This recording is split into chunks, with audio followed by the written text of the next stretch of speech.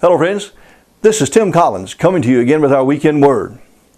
Today I'm going to begin by singing a chorus of an old spiritual, and I have to warn English teachers and other grammar obsessives, you might not want to listen to this. It goes like this. How much I owe for love divine, how much I owe since Christ is mine. I cannot say, this much I know, I'll never pay. Good Lord, how much I owe. Our scripture reading for today is from Romans chapter 1, verse 14. And I'm going to read it in three different translations to get the full flavor of this verse.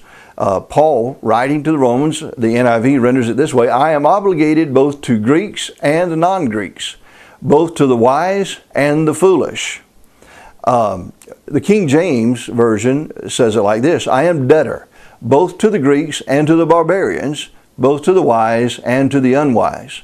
You might want to note that barbarians is actually a little bit better, closer translation of the Greek word, because that's what Greeks thought of anyone who was not of Greek culture, didn't speak Greek, or at least live like Greeks thought they ought to live. They were barbarians. And that was the word that Paul used. The Amplified, though, of course, it tries to give you the full meaning of the original languages. And so it says it like this. The Amplified Bible says, both to Greeks and to barbarians, that is to the cultured and to the uncultured, both to the wise and the foolish, I have an obligation to discharge, and a duty to perform, and a debt to pay. You see, I am a debtor. First, I owe God, who paid my debt, which I was unable to pay, at an unfathomable cost, an unfathomable, unthinkable sacrifice to Himself. And God does not owe me. I owe God. I tire of Christians talking about how obligated God is to them. God doesn't owe me anything. I owe God.